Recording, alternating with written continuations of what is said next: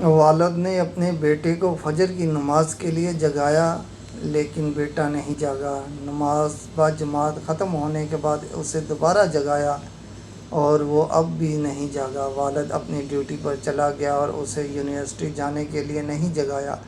بیٹے کا صبح 9 بجے امتحان تھا۔ جب وہ 9:30 بجے نیند سے بیدار ہوا تو اس نے اپنے والد کو فون لگایا اور کہا، ابو جی آپ نے مجھے کیوں نہیں جگایا، میرا امتحان چھوٹ گیا۔ والد صاحب نے جواب دیا، بیٹا میں نے دیکھا کہ تو آخرت کے امتحان میں ناکام ہو گیا ہے، اس واسطے مجھے تیری دنیا کے امتحان کی پرواہ نہیں رہی۔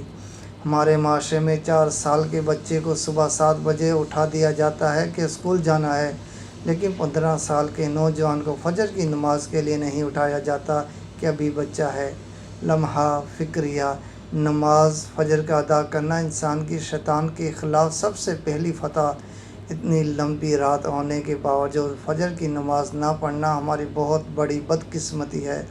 اللہ تعالی ہم سب کو 5 وقت کی نماز باجماعت تکبیر اولیٰ کے ساتھ ادا کرنے کی توفیق عطا فرمائے۔ آمین ثم آمین۔